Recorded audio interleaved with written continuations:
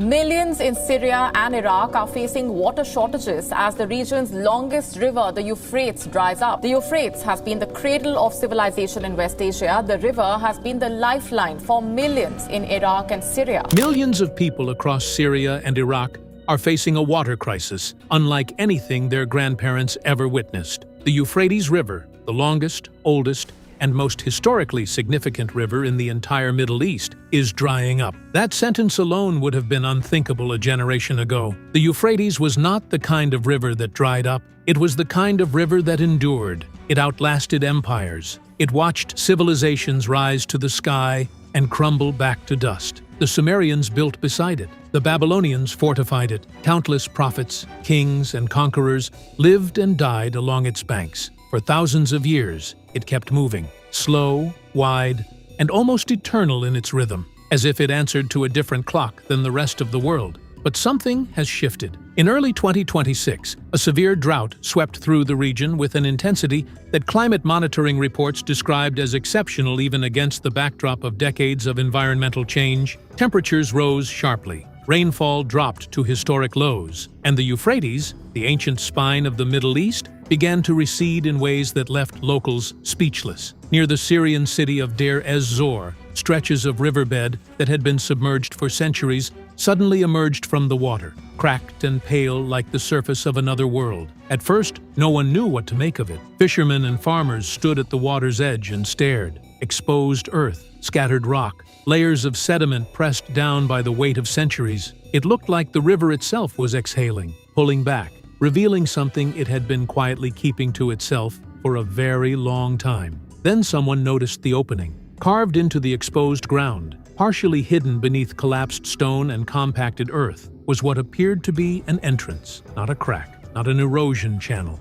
Something deliberate, something structured, something that should not have been there. Whispers moved through local villages quickly. Then came the researchers. Then came the questions that nobody could answer. And then came the discovery that would shake scholars, rattle believers, and force an entire world to ask a question it had long considered safely theoretical. Could what the Bible said about this river actually be true? Because if the answer is yes, then what was just uncovered beneath the Euphrates is not an archaeological curiosity. It is a signal, a marker, a moment that was written down thousands of years ago and is only now, finally, arriving. The seal that broke. The entrance was narrow at first, just a dark slit in the exposed riverbed, easy to dismiss from a distance as a natural collapse or a shallow geological pocket. But the teams that approached it quickly understood they were not looking at anything natural. The edges were too clean, the angles too deliberate. Whatever force had sealed this opening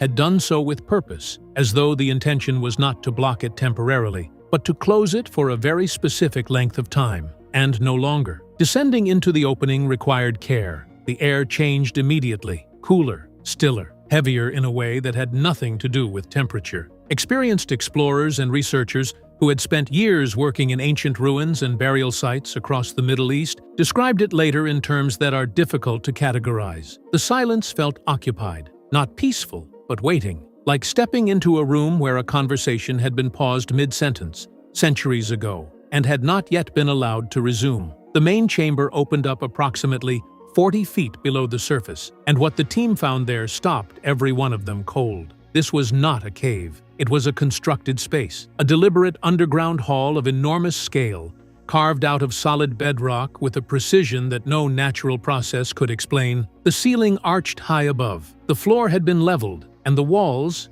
every inch of them, had been worked. Not decorated, worked. There is a difference. Decoration implies artistry for its own sake. What covered these walls was something far more urgent than art. It was documentation, a record pressed so deeply into stone that it had survived what appeared to be thousands of years without losing a single line. The initial team documented what they could see and retreated. Reports began circulating quietly through research circles, then less quietly. Within days, the discovery was spreading globally, and the reason it spread so fast had little to do with archaeology. It had everything to do with what the inscriptions described. and, more importantly, with a specific passage from the Book of Revelation that millions of believers around the world immediately recognized. The Euphrates had just become something far more than a river in crisis. It had become, for an enormous number of people, the most important site on earth. Written before it happened, the Babylon Code. Before we go deeper into what was found inside that cave, we need to step back roughly 2,600 years. Because to understand why this discovery carries the weight that it does, you first need to understand that the Bible has been here before. The ancient city of Babylon was not merely a place. It was the world's greatest symbol of human achievement, military dominance, and imperial pride. Situated along the banks of the Euphrates, in what is now modern Iraq, Babylon was considered by many in the ancient world to be impenetrable. Its double walls were among the most formidable defensive structures ever constructed. Its moats were deep. Its gates were fortified beyond what any conventional army could reasonably hope to breach. And yet, in 539 BC, Babylon fell, quietly, almost without a battle. The Persian king Cyrus the Great accomplished what military strategists had considered nearly impossible. Not by overwhelming force, but by a stunning act of environmental manipulation. According to the Greek historian Herodotus, Cyrus redirected the flow of the Euphrates River itself. As water levels dropped, his soldiers marched along the exposed riverbed and entered Babylon through its unguarded river gates, while the city's inhabitants were celebrating a festival, completely unaware that their walls had been rendered meaningless. The world called it military genius. Bible readers called it something else entirely, because the prophet Isaiah had already described it, not in vague terms, not in symbols that required creative interpretation. In the book of Isaiah, chapters 44 and 45, Scripture states with stunning directness, "Who says to the deep, 'Be dry,' and I will dry up your rivers? Who says of Cyrus, 'He is my shepherd, and will accomplish all that I please?' He will say of Jerusalem, 'Let it be rebuilt,' and of the temple, 'Let its foundations be laid.'" Isaiah 44, 27-28. Read that carefully. The drying of waters, the naming of Cyrus, the rebuilding of Jerusalem. 3 specific prophetic declarations, and every single one was fulfilled in precise historical sequence. The passage was written approximately 150 years before Cyrus was even born. His name appears in Scripture before his parents named him. His military strategy, the diversion of a river, is described before it happened. His decree allowing the Jewish people to return from exile and rebuild their temple is recorded in advance. This is not a coincidence that can be explained away comfortably. And for those who try, the Cyrus cylinder, a physical artifact now housed in the British Museum, provides archaeological corroboration of the decree described in Scripture. History confirms it. Archaeology confirms it. And that confirmation matters enormously, because it establishes a pattern. If the Bible described one world-altering event connected to the Euphrates with this level of precision before it happened, then what should we make of the next passage about the Euphrates, written centuries later in the book of Revelation? And what should we make of a sealed underground chamber that has just emerged from beneath that very same river? What they found in the dark. The full archaeological team entered the main chamber on the 3rd day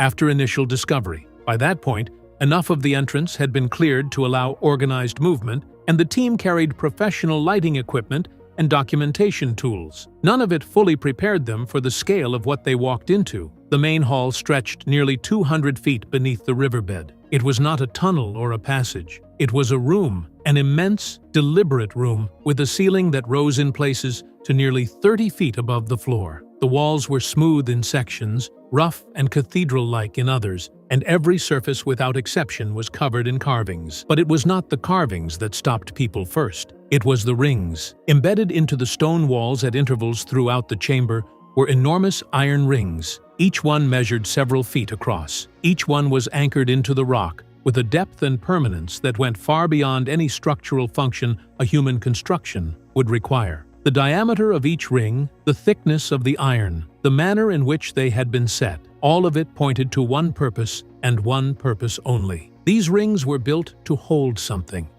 very large, something that was expected to resist confinement with tremendous force. Archaeologists trained in ancient construction methods stood in front of these rings and could not offer a rational alternative explanation. Nothing in the existing archaeological record from this region, not from Babylon, not from Assyria, not from any of the great Mesopotamian civilizations, matched what was anchored into these walls. The carvings surrounding the rings told a story that made the silence in that chamber feel even heavier. They were written in a script that bore resemblance to early Mesopotamian pictographic systems, among the oldest written language forms on Earth. But their content was not the trade records or administrative lists that such scripts typically preserved. These inscriptions described beings, not human beings, something categorically different. Entities of immense, almost incomprehensible power, described in language that carried unmistakable weight, even in translation. Defiant, dangerous, opposed to their creator, and imprisoned not by any human authority, but by divine command. The inscriptions described 4 of them,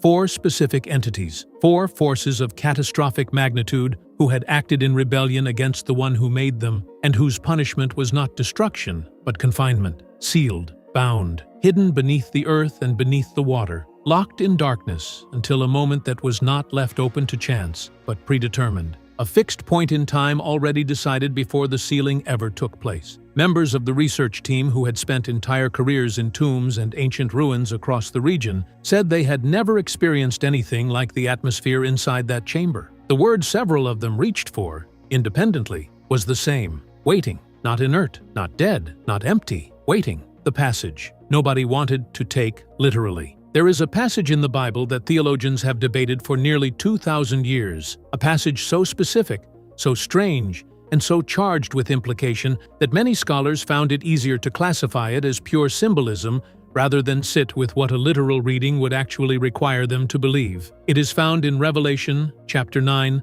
verses 14 and 15, and it reads, "Release the 4 angels who are bound at the great river Euphrates." And the 4 angels who had been kept ready for this very hour and day and month and year were released to kill 1/3 of mankind. Revelation 9:14-15. Read that again, slowly.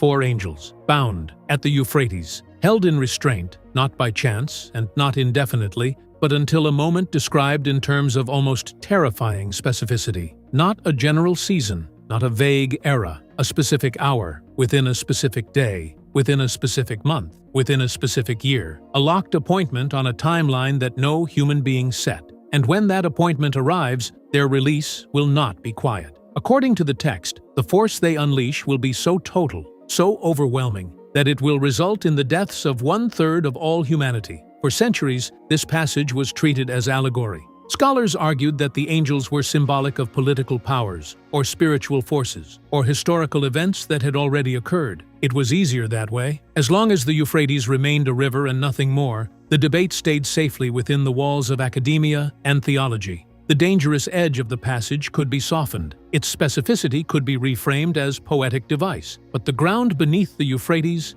has given way. A sealed underground chamber, a construction of impossible scale and deliberate design, enormous iron rings built to hold something of extraordinary power. Inscriptions describing 4 imprisoned supernatural entities, bound by divine order, waiting for a fixed point in time. The alignment between what John of Patmos wrote nearly 2,000 years ago and what archaeologists have just uncovered in 2026 is not a loose resemblance. It is a structural match. The geography is the Euphrates. The number is 4. The nature of the beings is supernatural and imprisoned. The condition of their confinement is explicitly temporary, tied to a predetermined moment. Scholars who spent careers dismissing this passage as metaphor are now being pressed to account for what the ground itself has revealed, not because a cave proves the book of Revelation, but because the cave does not allow the comfortable distance of dismissal that symbolism provided. The question can no longer be avoided. What if John was not writing poetry?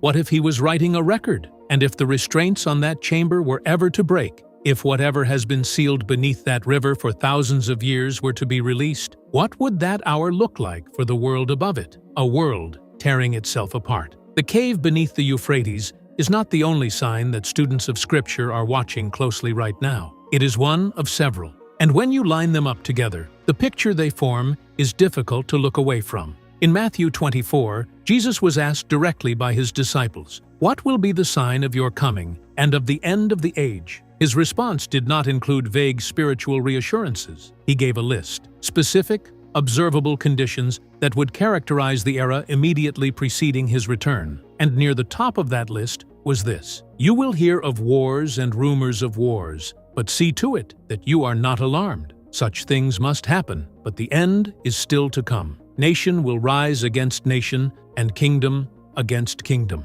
Matthew 24, 6-7. Critics of biblical prophecy have always pointed out that wars are not new. Conflict has existed in every century of recorded history. There has never been a generation without war. So how can the presence of conflict be treated as a specific sign? The answer lies not in the existence of war, but in its character. The 20th century produced the two most destructive conflicts in all of human history: world wars that crossed every continental boundary and produced a combined death toll exceeding 100 million military and civilian casualties. These were not regional disputes. They were global unravelings. They reshaped borders, collapsed empires, and reset the entire structure of international power. And they happened within 31 years of each other. Since 1945, full-scale world wars have not repeated. But the nature of conflict has not become more peaceful. It has become more pervasive and more fragmented. The United Nations documents thousands of active armed conflicts,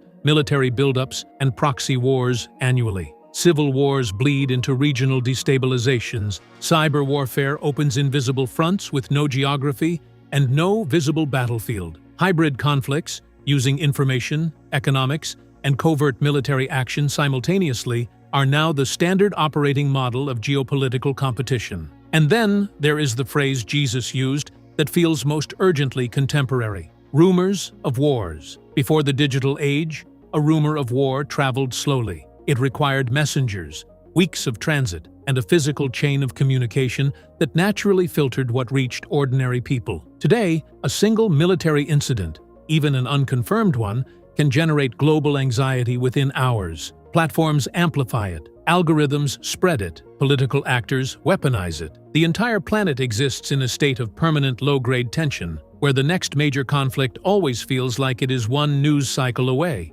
For believers who read Matthew 24 carefully, this is not simply the noise of a chaotic world. It is a diagnostic, a specific condition described in advance that the world now inhabits completely: the age of the self. War is visible, it makes headlines, it produces footage and statistics and political consequences that the world cannot ignore. But the third sign we are examining today is quieter, more internal, and in some ways more disturbing precisely because it does not announce itself. It simply spreads. In the second letter to Timothy, the Apostle Paul wrote a description of the character of people in the last days that reads 2,000 years later, like a cultural diagnosis of the present moment. But mark this: there will be terrible times in the last days. People will be lovers of themselves, lovers of money, boastful, proud, abusive, disobedient to their parents, ungrateful, unholy, without love, unforgiving, slanderous, without self-control, brutal, not lovers of the good, treacherous, rash, conceited, lovers of pleasure rather than lovers of God, having a form of godliness, but denying its power. 2 Timothy 3:1-5. Every generation since Paul wrote this has read it and seen something of their own era in its list. That is part of why skeptics dismiss it. If every age sees itself here, then the passage is not predictive. It is simply universal. But the argument misses something important. Paul is not describing the presence of these qualities. He is describing their dominance, their normalization, the degree to which they define the operating culture rather than existing at its margins. The word translated as terrible carries the specific sense of a condition that is difficult, grievous, and hard to endure, not merely imperfect, but structurally compromised. The modern world has created systems that actively amplify every trait on Paul's list: lovers of themselves. Social platforms now structure entire economies around self-presentation,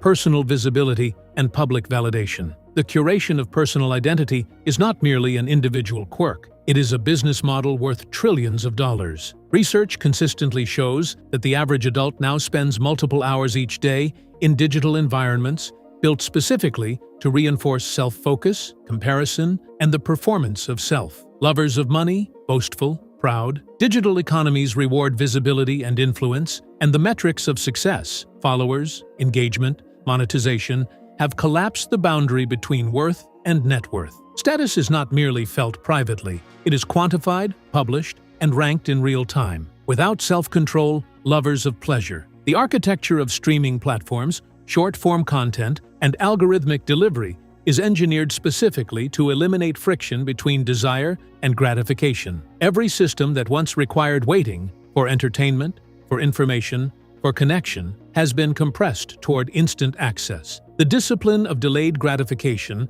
which every major moral tradition has identified as a cornerstone of character, has been systematically designed out of daily life, having a form of godliness but denying its power. Perhaps no phrase on the list feels more contemporary. Surveys across the Western world consistently show that religious language, spiritual identity, and moral self-description remain widespread, even as the behavioral transformation that genuine faith produces has declined. People identify with Christianity while living in ways entirely disconnected from its demands. The form is retained, the power is set aside. Paul's list is not a coincidence of history, it is a map. And for those who read it with honest eyes, the world in 2026 matches nearly every point on that map with a precision that is hard to attribute to ancient guesswork. The clock is already running. 3 signs: a sealed cave beneath the world's most prophetically significant river, a planet locked in permanent conflict, and the constant threat of something worse. A culture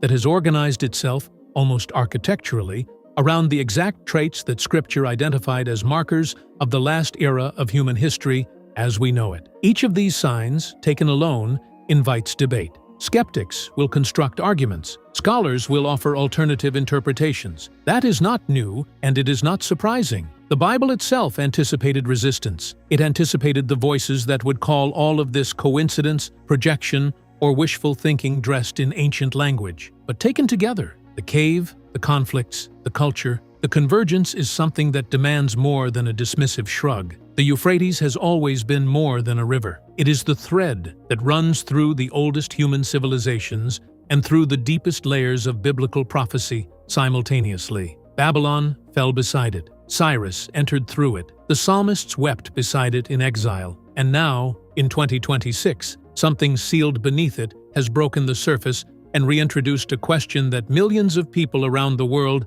are suddenly taking very seriously. The book of Revelation does not describe the return of Jesus as a vague spiritual event happening somewhere beyond the edges of observable reality. It describes it as a concrete arrival, preceded by specific, recognizable conditions, announced by signs that were placed in the world like markers on a road, not to frighten, but to prepare. The angels described in Revelation 9 were not bound forever. The text is explicit on this point. Their confinement was always temporary. The hour was always already chosen. The countdown was running before any of us arrived. The Cyrus prophecy was written 150 years before Cyrus was born, and it was fulfilled with precise, documented, historically corroborated accuracy. That is not a warm-up act. That is a credential. It is the Bible demonstrating, in terms that historians and archaeologists have confirmed, that what it says about the future can be trusted. So when that same Bible describes 4 supernatural entities bound at the Euphrates until a specific appointed time, and a cave sealed for thousands of years beneath that river breaks open in 2026, the only intellectually honest response is not to dismiss the connection. It is to sit with it, to take it seriously, to let the weight of it land. Jesus said, "When you see these things begin to happen, look up, lift your head, because your redemption is drawing near." The signs are not gathering on the horizon anymore. They are here, they are now. And the question every person watching this needs to wrestle with is not whether these events are real. The cave is real. The conflicts are real. The cultural collapse is real. The question is what you are going to do about it. If you found this important, share it with someone who needs to hear it. Leave your thoughts below. And if you are not yet part of this community, now is the time. Because what is coming next is not getting smaller.